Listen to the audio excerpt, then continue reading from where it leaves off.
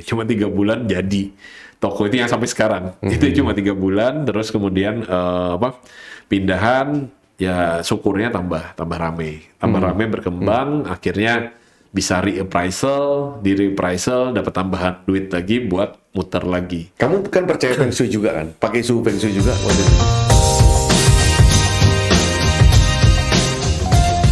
Kamu kan percaya Feng Shui juga kan? Pakai suhu Feng Shui juga waktu itu? Waktu itu enggak. Oh, waktu enggak? itu belum. Oh.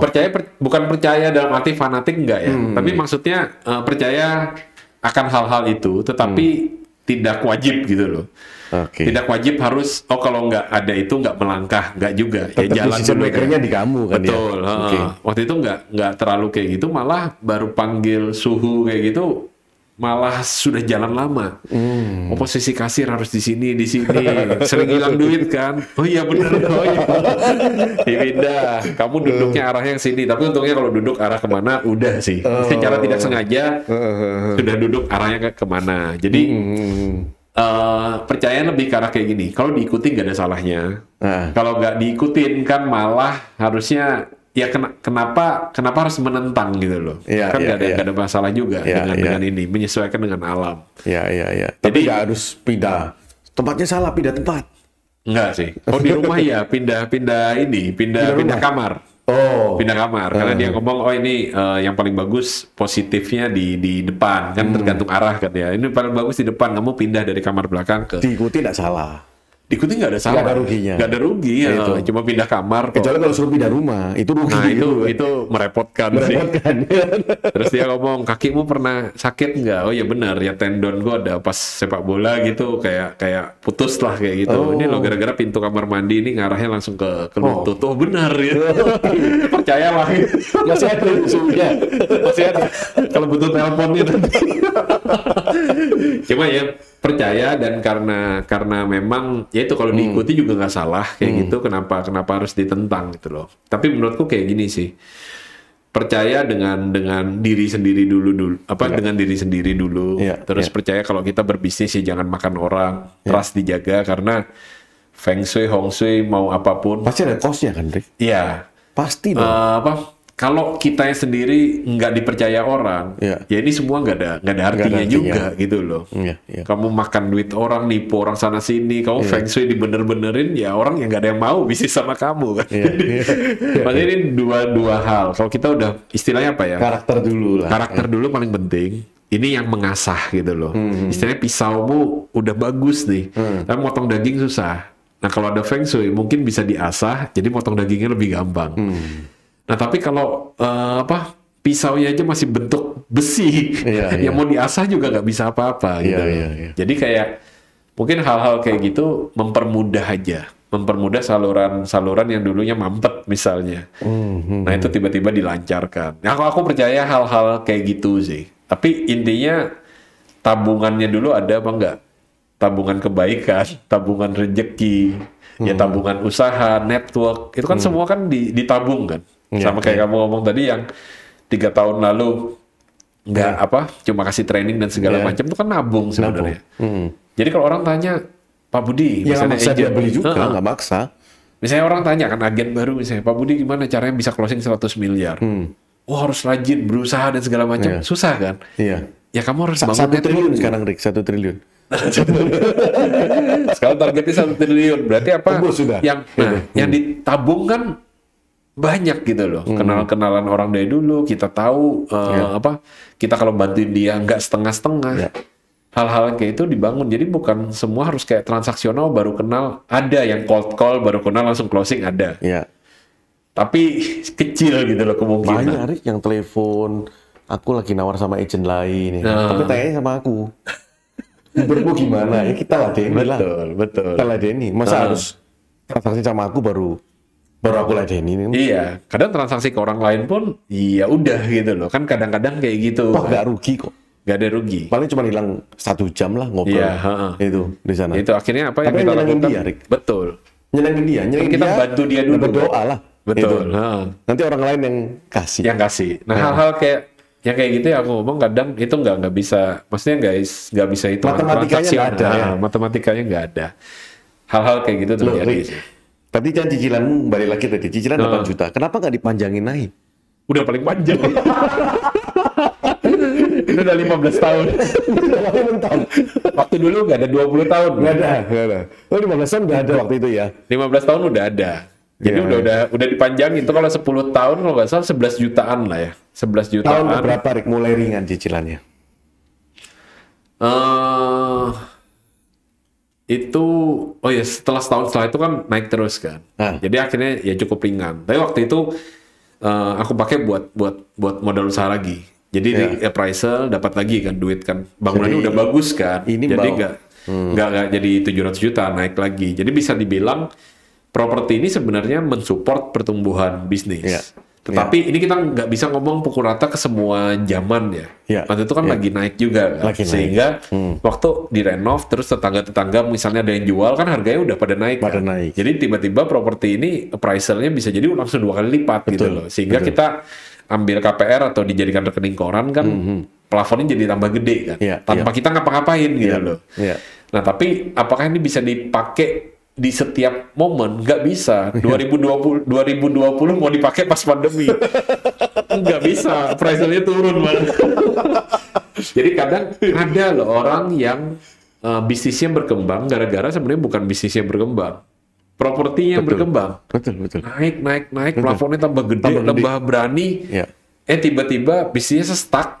Atau karena bisa jualan kenceng tapi tagihannya tapi nggak bisa nagih. Nggak bayar. Tapi setelah itu dilikuidasi semua masih susuk gitu kan. Karena properti yang naik. Jadi properti ini jadi kayak asuransinya juga sih. Betul. Itu yang aku lihat. Jadi kadang kita bisa menumbuhkan bisnis dari properti, tetapi lihat momentumnya pas kapan. Kalau belinya pas 2019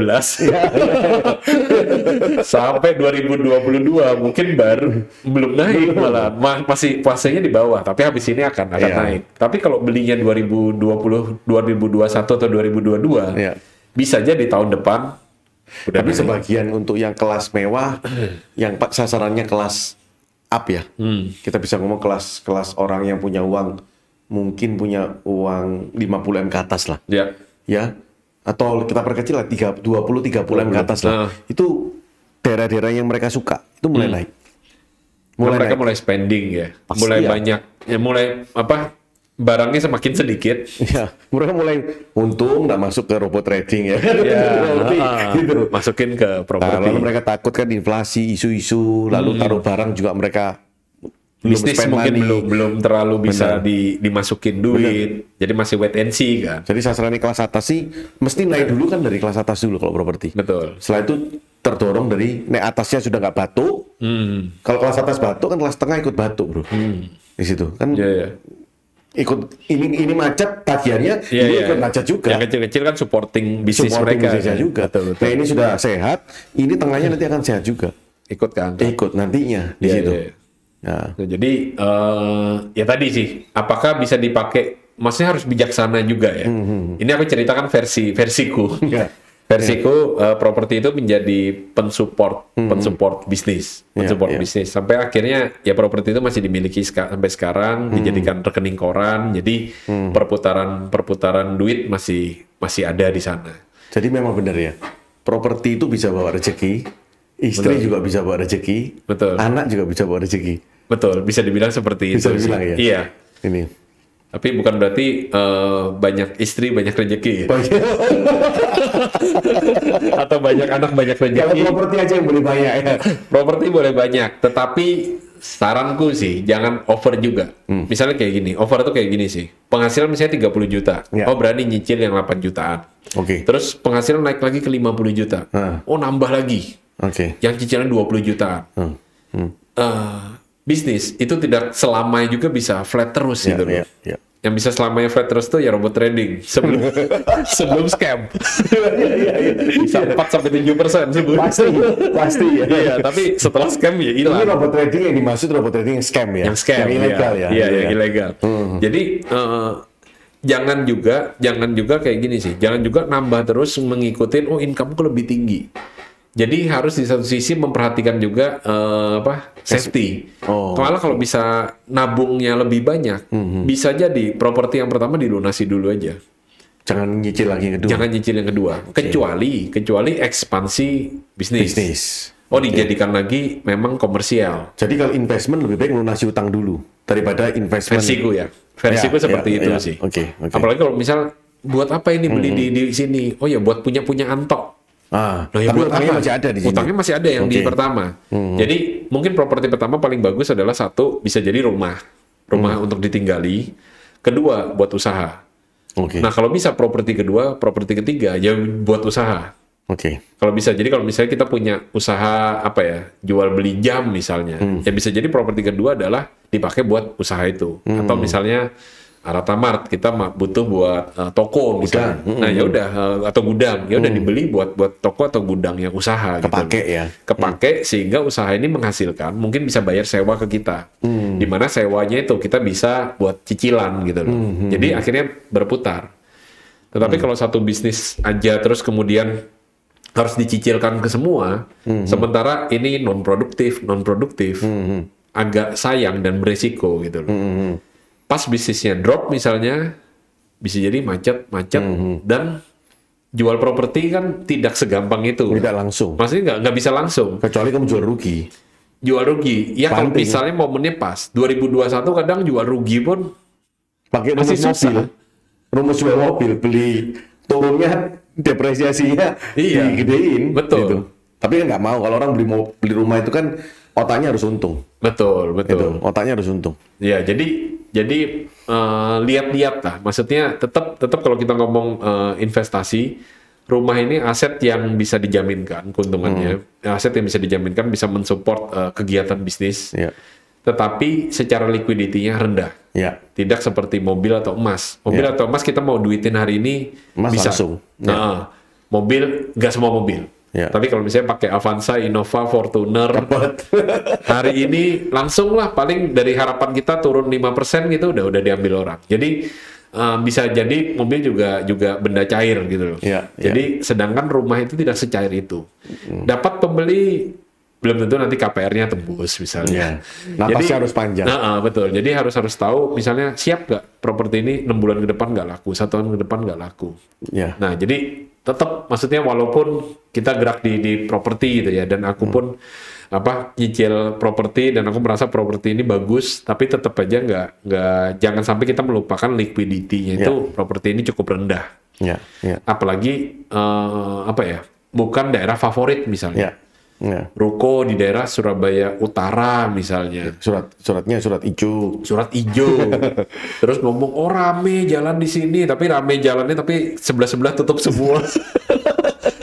Itu mau jual juga susah gitu loh. Beda kalau daerah berkembang. Misalnya kalau Citraland, G-Walk misalnya, jual mahal pun tahanin aja gitu loh. Itu standby bayarnya di angka tertentu selalu ada. Wah kalau segitu aku mau gitu kan. Tapi ada daerah tertentu yang segitu aja aku ya gak mau. Bener gak? Jadi setiap properti juga masih jangan ditelan-telan mentah-mentah. Properti itu semua juga value-nya beda-beda gitu loh. Propertinya di mana, lokasinya seperti apa, luasnya seberapa. Rumah mewah misalnya, tapi kalau misalnya luasnya terlalu gede, misalnya 3.000 meter persegi, 5.000 meter persegi, otomatis ya pembelinya lebih kecil. Lawannya juga nggak gampang. Tapi kalau rumah mewah, luasnya 200 sampai 500, wah cepat. Lebih cepat lah daripada yang luasnya 2.000, 3.000. Karena yang beli 200 sampai 500, rumahnya biasanya masih jelek. Tinggal di rumah yang lebih bagus. Kalau yang beli rumah yang 3.000, rumahnya udah bagus. Nggak dapat nggak apa-apa. Duitnya udah banyak gitu loh. Kalau nggak dapat aku beli tanah, aku bangun sendiri juga bisa. Jadi beda. Setiap properti inilah beda-beda. Ya tanya kamu aja lah. Tanya agennya Winmax saja.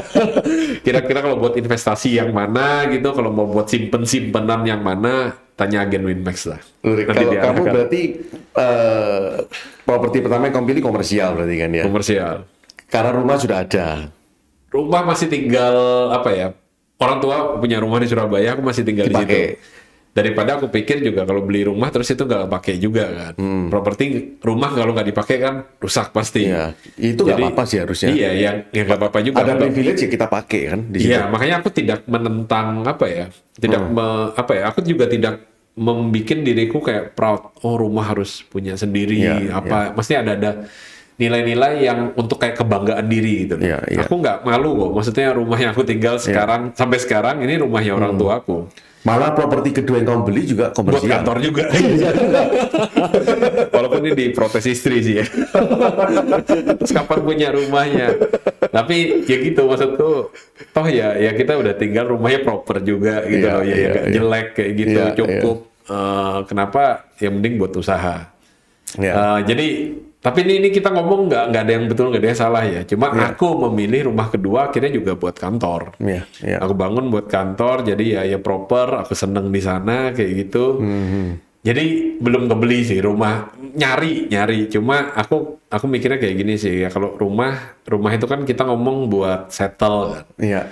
Ya nggak usah keburu-buru gitu loh. Karena yang aku tinggalin sekarang pun ya nggak ada masalah gitu loh. Jadi kalau nyari rumah pun jangan sampai keburu-buru sekedar pengen, pokoknya aku pengen punya rumah sendiri.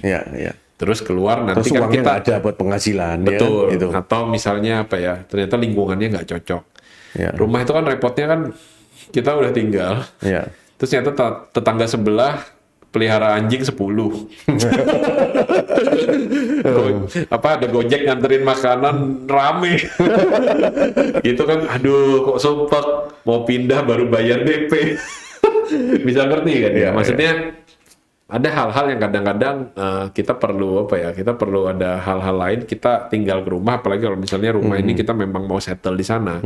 Apa kita nyaman dengan lingkungan itu? Nah, hal-hal kayak gitu sih. Ini yang kalau kita ngomong tadi bahas yang poin kedua sih Bud ya. Anak milenial. Somehow personally aku bisa menangkap hal itu, bahkan mungkin aku akan mengambil paham itu sih. Paham bahwa rumah itu nggak perlu beli. Ini agak bertentangan ya mungkin ya, agak bertentangan, tapi ini sebuah paham yang berkembang sebenarnya. Jadi kayak gini sih, apakah gara-gara paham ini terus nanti harga rumah turun? Enggak menurutku. Tetapi justru peluang buat orang-orang yang memang punya duit untuk beli rumah. Disewa-sewakan. Karena apa? Ini terjadi di Amerika kan. Bukunya Robert Kiyosaki, Cash Flow Quadrant, sama ya tentang propertinya kan. Karena di sana sudah terjadi seperti ini sebenarnya. Karena mahal sekali kan. Karena mahal sekali. Mahal sekali, orang akhirnya livingnya itu by week bahkan di sana. Sewa properti itu, sewa kamar atau sewa rumah flat kayak gitu, bayarnya bisa mingguan. Di kita kan belum ada kan. Di kita sewa minim tahun kalau rumah 2 tahun, 3 tahun. Kadang ya 2 tahun tapi bayar setahun dulu. Bener kan? Karena di sana yang bisa beli properti cuma orang-orang yang memang kaya. Betul. Dan sewa langsung setahun pun berat di sana. Rata-rata sebulan, 2 bulan, 3 bulan lah manting. Atau bayarnya bulanan kan. Makanya rumusnya Kiyosaki itu kan bisa jalan. Kamu beli segini, kamu nyicil bank ke sini, kamu bisa sewakan. Bisa sewakan dengan harga segini, kamu dapat spreadnya. Di Indonesia nggak bisa. Di Indonesia nggak bisa, padahal apakah ada yang mau kayak gitu? Aku yakin sekarang banyak. Yang jadi sewanya masih rendah harganya. Banyak orang mau nyewain malah. Betul. Ya, misalnya kayak gini, tetap ada orang yang cash flow-nya tidak setinggi itu kan. Tidak setinggi itu sehingga apa? Mungkin mereka maunya sewanya 3 bulanan. Otomatis ya agak berubah sih. Konsepnya jadi model kayak apartemen. Apartemen mulai sih sebenarnya. Apartemen mulai, tapi rumah masih jarang ya. Apartemen udah full furnished, jadi kamu tinggal bawa koper aja masuk kayak hotel lah. Sewanya bulanan atau 2 bulanan. Sebulan 3 juta, 5 juta dan itu kan rame kan. Karena orang aku disuruh bayar gitu ya, langsung 30 juta setahun nggak bisa. Tapi kalau aku bayar 4 juta sebulan bisa. Karena aku ini baru, misalnya orang Surabaya diterima kerja di Jakarta, gajinya 10 juta misalnya. Baru aja kerja, disuruh langsung bayar sewa apartemen setahun 40 juta, nggak bisa. Tapi cash flow bulanannya dia dari gaji ada. 3 juta 4 juta sebulan nggak apa-apa, tak bayar gitu. Nah jadi di Jakarta sih mulai sih hidup kos-kosan eksklusif kayak gitu, atau yang disewa bulanan. Di Surabaya masih belum umum. Belum umum. Nah, pandanganku kayak gini sih. Kenapa ada pandangan milenial tidak perlu membeli rumah? Atau apakah beli rumah ini jadi prioritas utama? Ini sempat aku bahas sama istri soalnya. Beberapa bulan lalu sempat tidak diterima kayak gitu, tapi terakhir pas kita ngobrol mulai diterima konsepnya. Sebenarnya ini ekonomi sharing. Kita ngomong sekarang secara ekonomi ini kan kita berubah juga kan, shifting. Jadi yang ekonomi yang dulunya harus memiliki, sekarang kalau nggak memiliki sharing aja. Di negara maju semua itu udah ekonominya sharing. Contoh paling gampang apa sih? Di Singapura jarang sekali orang punya mobil. Karena mahal, parkirannya mahal, naruhnya susah, pajaknya mahal. Nah terus yang di-sharingkan apa? Transportasi umum. Bisnya ada di mana-mana, MRT di mana-mana. Dan aku paling seneng, aku seneng transportasi umum. Kalau di sana. Kalau di Surabaya jangan sih. Belum. Tapi aku ke Jakarta seneng ke MRT walaupun jalurnya masih satu ya. Jadi konsep sharing sekarang apa sih? Kayak Gojek tuh. Gojek itu kan ekonomi sharing. Kita nggak perlu punya supir loh. Nggak perlu punya kita motor nggak perlu juga. punya sopir, nggak punya motor, nggak perlu punya asisten. Semua ada di sana. Secara cost mungkin lebih mahal. Kalau kita sering pakai ya. Kalau kita sehari keluar 10 kali ya mending nyicil mobil. Tapi kalau misalnya kita cuma sesekali keluar, mungkin dihitung-hitung lebih enak pakai itu. Aku kalau dari sini ada viewing di CW, aku naik Grab. Nggak parkir, nggak pakai parkir, langsung taruh, langsung masuk. Simplicity kan.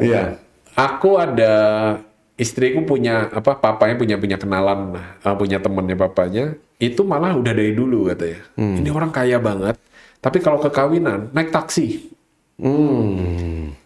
Punya Mercy, punya supir, tapi kawinan bisa malam kan, daripada bayarin lemburan supirnya, terus supirnya juga tengah-tenguk gitu kan, nungguin bosnya selesai.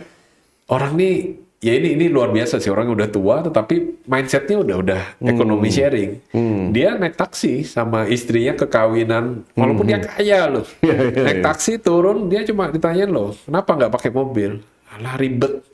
Jakarta macet, aku nyari parkir lagi. Orangnya simple. Dan dia nggak perlu lagi membuktikan ke teman-temannya gitu loh. Teman-teman udah tahu. Ini udah tahu semua. Ini orang yang di circle itu paling kaya malah. Itu OKL ya. Iya, jadi ngapain gitu? Nggak perlu prestis lagi. Nah, kalau kita kan kalau bisa parkir di lobi gitu. Masih butuh prestis. Kalau masuk mobil mana temanku ya? Dinyalain remote-nya gitu kalau ada yang ngeliat. Nah dia udah nggak perlu kayak gitu. Jadi udah naik taksi, simple. Pas pulang kadang ya ikut temennya. Kamu ke arah mana? Aku ikut kamu ya. Ya udah santai aja gitu loh. Jadi aku mikir sih kenapa nggak pemikiran itu dipakai juga untuk rumah. Karena rumah ini kalau kita nyicil pun itu komitmennya sangat panjang. Cicilan 10 tahun, 15 tahun mungkin komitmen umur masih ada. Tapi komitmen pembayaran tuh bisa jadi kita nggak ngerti ekonomi selama 15 tahun ke depan itu seperti apa. Nggak ada yang menjamin lah, nggak ada yang menjamin. Sehingga komitmen untuk bayar terus selama secara konstan selama 15 tahun itu sebenarnya resiko. Sebenarnya resiko. Kecuali kita ngomong ada kenaikan ya. Ada kenaikan pas momennya pas lah. Misalnya beli tahun berapa pas memang properti lagi naik ya syukur biasanya naik. Tapi kalau misalnya pas belinya di pucuk gitu ya terus ekonomi melambat, ya sial gitu. Dijaminkan bang nggak mau semua. Dijaminkan bang nggak mau, price-nya bisa jadi rendah banget. Nah jadi itu juga lihat momentum. Sehingga apa? Sewa itu jadi alternatif yang bagus. Karena apa? Sewa jangka pendek. Terus kalau misalnya kita nggak seneng lokasinya, kita ada pindah kerjaan, atau anak sekolah tiba-tiba jauh, pindah. Kita itu nggak ada kebeban untuk jual. Atau untuk quit dari situ, atau nyari rumah baru. Karena nyewa lagi aja gitu loh. Jadi istilahnya hidupnya pun nyimpen barangnya itu nggak banyak. Kadang kita itu nggak ngerasa nyimpen barang banyak, tapi pas pindahan bisa 3 truk gitu. Ada ya barang kayak ginian gitu loh. Jadi hal-hal kayak gitu yang kita bisa minimalisir lah. Nah, pandangan kayak gitu adalah pandangan, ya ini pandangan modern ya. Apakah terus mengurungkan orang niat untuk beli rumah? Sebenarnya enggak. Karena di hati kecil setiap istri mungkin, setiap wanita, itu mereka pengen punya rumah yang proper, yang mereka bisa nyaman di sana, yang punya sendiri. Nah, tetapi kalau misalnya secara karir kita masih berkembang, bisnis masih merintis, apakah terus memaksakan diri harus punya rumah? Menurutku sih tidak harus sih. Jadi sewa salah satu alternatif. Dan apakah sewa itu harus yang bagus, yang mahal? Enggak juga gitu loh. Kamu juga tahu bahwa kamu tinggal di kamu sementara di sini. Jadi kalau bisa cari yang full furnish kayak gitu. Jadi nggak perlu invest lagi. Kalau bisa rumahnya udah bagus gitu. Masalahnya rumah jarang ada yang di full furnish kan. Apartemen umum sekarang. Karena khawatirnya mereka itu kan nanti orang-orang nggak tanggung jawab. Ya betul. Kan, di situ. Tetapi aliran ini semakin banyak sebenarnya membuka peluang buat orang yang rumahnya ya mungkin dekat tol atau di daerah perumahan yang oke atau dekat sekolah untuk di full furnish kan. Karena aku yakin gerakan ini tambah banyak. Bukan karena lebih modern, enggak, tetapi karena sekarang ini bisa jadi orang nggak mau punya beban terlalu banyak gitu loh. Istilahnya pemikiranku udah banyak kok untuk bisnis, untuk apa yang harus ribet lagi untuk hal-hal ya cicil rumah lah, nanti bayar PBB, bocor rumahnya harus nyari tukang. Rumah tuh kayak anak. Tapi kalau sewa kan juga sama, Rick. Kalau bocor harus cari tukang. Nah konsepnya kalau di luar negeri atau kayak di apartemen itu kan tinggal telepon. Oh kan? Kalau di sini belum. Sehingga ini peluang sebenarnya buat kayak property management. Jadi nggak usah repot ya. Nggak usah repot. Orang kaya misalnya titipkan ke sini, ada sewanya, ada maintenance fee-nya. Kita misalnya crowd kayak di Airbnb gitu ya. Betul. Sebenarnya konsepnya nanti kayak Airbnb. Kita mendirikan sebuah property management, orang-orang titip rumahnya, kita appraisal dulu. Oh, rumahmu ini cocok, banyak yang nyari di daerah barat misalnya atau di daerah mana. Oke, banyak yang nyari dengan range misalnya sekian nih. Kalau oke ya udah ayo di invest di full furnish kan. Misalnya keluar duit lagi 50 sampai 80 juta. Yang proper lah, lengkap, nggak usah mewah. Ya meja makan ada, sofa, kasur segala macam ada. Dan kalau misalnya kita pegang 10 properti, kita nyiapin tukang standby. Karena kan dari hasil dari 10 properti atau 20 properti kan sudah cukup buat bayarin tukang gitu. Nah ini kan konsep crowdsourcing. Jadi pegang banyak urunan-urunan daripada handle satu tukang kan costly kan, terlalu mahal. Tapi kalau 20 misalnya, kita bisa dapat fee misalnya sebulan berapa juta lah, 3 juta misalnya kali 20, 60 juta ya bayar tukang 1-2 kan nggak ada masalah kan. Tukangnya standby. Tukang ya bocor, tukang pipa misalnya, atau tukang yang kecil-kecil, atau ya kalau nggak ada kerjaan ya maintenance. Disuruh apa, bahkan bisa jadi kalau dipanggil suruh bayar. Nah, hal-hal kayak gini sih. Menurutku ke depannya kan solusi ini untuk semakin mereka yang memang jangan maksa, karena kalau maksa stres lalu rumah tangga jadi nggak happy, lalu usaha juga nomor 1 lah, untuk usaha dulu lah. Betul, aku sih tetap prinsip. Tapi kalau memang ada uang lebih, why not? Kalau ada uang lebih kenapa harus sewa? Betul kan, Dik? Apalagi kalau tempatnya memang kita pakai di situ dan kita butuh gitu loh. Kita butuh buat usaha, dan usaha kita misalnya lagi trending up lah. Tapi kalau kamu misalkan, Dik, ada uang lebih lah, jalan ya kan tadi. Uang ini udah kepake lah, usaha juga udah running. Masa kamu mau sewa rumah tetap? Nah mungkin di fase seperti itu udah enggak. Ya, kan cari secure tuh. Betul. Kan kalau kita sewa kan tetap aja kan ada pikiran, wah nanti aku harus nggak settle. Nggak settle. Tapi kalau kamu memang masih butuh untuk kemudian usaha atau maksa, stres, ditengkar sama istri.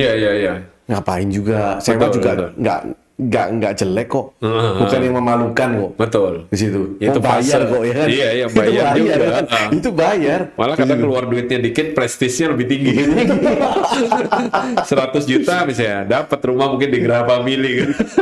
Coba kalau Jakarta misalnya 200 juta dapat di PIK kan. Iya. Coba kalau 200 juta suruh beli rumah, apartemen aja nggak dapat. Ngerti kan? Jadi kalau mau flexing bisa juga. Terus juga nggak ada yang tanya kan, rumahmu sewa atau beli kan? Iya. Kita masih sungkan warga kan, betul. Itu. Temen nggak tahu Riko rumahnya di Graha Family. Review ya kan, waduh kerja apa dia? Tadi nggak tanya, masa tanya Rik, lu sewa tadi? Ternyata sewa. Yang tanya kan cuma circle deket, ya kan di situ, di sana itu. Nah hal-hal kayak gitu sih. Jadi intinya fase kita seperti apa? Yang aku nggak setuju adalah memaksakan, memaksakan. Tapi kalau memang ada kemampuan, udah lebih, kita ada punya cita-cita dream house, dan memang bisa diwujudkan, ya kenapa enggak gitu loh. Ya beli aja. Di renov yang bagus, di interior yang bagus, sehingga kita nyaman. Tapi apakah buat dipamerkan? Enggak juga. Ya, kalau orang sudah fase tertentu itu dia membeli safety sih juga. Di situ safety ya kan, lingkungan cari lebih baik ya kan, mobil juga cari yang lebih safe ya kan di situ. Kalau ada apa-apa tabrakan kokoh, secure-nya lebih aman. Itu sih yang kadang kalau aku lihat pelajari ya di situ. Jadi fase-fase hidup kita ini juga berubah.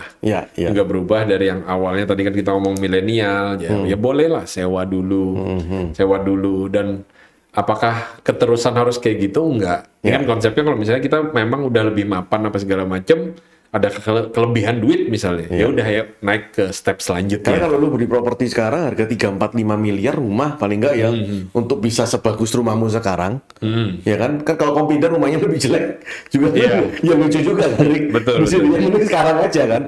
Paling enggak 3-4-5-7 miliar kamu harus spend money. Kalau kamu punya kemampuan, punya skill, ya uang ini kalau dicicil bisa ratusan juta sebulan kan? Kan bisa dimasukkan di usaha. Tapi kalau nggak ada memang nganggur ya beli aja. Di situ ya kan? Jadi bukan fanatik. Makanya tadi kan bukan mengambil satu paham kayak gini terus fanatik ke sana. Enggak juga gitu loh. Tapi menyesuaikan kondisi kalau memang kita memang seperti itu ya udah ya jalankan dulu di fase itu. Selanjutnya kalau memang ada kemampuan ya dibelikan atau malah kalau otaknya masih mencari tambahan penghasilan lagi. Ada temanku kayak gitu soalnya. Masih muda kan? Masih muda, belum married, punya duit. Dia tetap ngekos. Dia tetap ngekos inilah, kos VIP lah. Kosnya nyaman, ada parkiran mobil lah. Pokoknya nyaman kosnya. Dia beli di Jakarta ya. Dia beli apartemen. Berapa M kayak gitu, apartemen yang cukup mewah lah, 3-4 M. Disewakan ke ekspat. Tiap bulan dapat tambahan lagi 20-30 juta. Jadi dia ngomong, kan aku tinggal di apartemen situ. Orang juga aku juga nggak perlu menunjukkan gitu loh. Dan orang nggak usah ngeliatin kayak aku, wah dia masih muda kok, usahanya apa, kerjaannya apa ini. Jangan-jangan bisnisnya gelap atau apa. Padahal aku di kos-kosan. Menjaga ekspektasi orang nggak tinggi ke aku. Tapi aku punya aset dan dari aset itu aku dapat duit lagi 20-30 juta dan orang nggak tahu. Aku pemasukannya ternyata multi income. Ini kok ya itu. Aku punya teman juga, Rick. Jadi punya pemahaman gini. Bud, aku nih beli aset. Itu salah satunya adalah ngamankan uang. Jadi dia nggak berharap mau naik berapa itu bonus lah. Pokoknya ngamanin uang lah. Ngamanin uang dari apa? Dari inflasi. Di situ. Karena kalau dia simpan rupiah, taruh di tabungan, itu kalah dari inflasi. Pokoknya taruh inflasi dan aku nggak mau beli tanah di desa, yang sawah gede, karena rawan sengketa. Dia bilang beli di sini, taruh, ya kan, paling enggak uang ini ya tetap ada. Karena dia ngomong, aku pernah taruh uang di bank. Itu ya dia ngomong nilai something ya, yang hampir 100 miliar lah sebutannya. Kan dapat bunga. Tapi hidupku jadi boros. Karena isi money, dia bilang. Kayak ada terus duit. Ada terus kan. Jadi aku boros ke luar negeri, jalan-jalan, beli barang mewah, beli barang apa, beli barang. 5-6 tahun uangku ini nggak nambah. Uangku ini nggak nambah. Secara rupiah nggak nambah. Tapi secara value turun di situ. Isi money dia bilang. Tapi kalau taruh properti ini kan, ya aku tetap kerja keras di sini, karena hidupku nyaman tapi nggak merasa terlalu berlebihan. Di sana. Nah dia ada kasih pandangan seperti itu di situ. Jadi ya salah satunya adalah untuk tabungan di situ. Ini yang ngomong yang kategori berlebih, bro. Yang masih belum gak usah ngomong ke sana deh. Jadi pemikiran dari Bro Rico ini bagus banget. Jadi kalau kita beli properti itu jangan sampai hidupmu juga menyusahkan diri sendiri. Tujuan beli properti itu happy kok. Punya sarang, punya rumah, tempat tinggal, hidup dan nyaman, tentrem. Jangan sampai, cicilan, tiap hari bangun, cicilan ini kurang, ya apa ya ini. Terus salah-salahan. Karena ujungnya kalau kurang uang nanti bisanya salah-salahan. Ini salahmu, ini salahmu. Kamu sih dulu kok ngapain nyuruh di sini, padahal kan aku udah ngomong di sana aja. jadi bahan yang bikin nggak enak. Ini nih kenapa kamu bukan anaknya orang kaya ya? Oke. Jadi ya gitulah. Itu tuh properti pertama sama kira-kira pandanganku terhadap milenial tadi sih kayak gitu sih. Aku tidak menyalahkan kondisinya memang seperti itu, tetapi apakah jelek buat properti? Enggak juga, karena tetap ada orang yang mau invest ke properti dan ini malah jadi sebuah peluang gitu loh. Sebuah industri baru sebenarnya. Sampai dia mengeluarkan misalnya bisa sewa rumah 3 bulanan.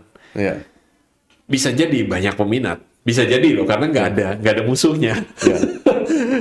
Cuma apakah orang mau meresikokan? Misalnya ya menurutku tinggal diatur lah. Karena kan kita pernah dengar kan, Rick, uang 100 misalkan, terus dikuasai sama 10% orang sebenarnya. Betul.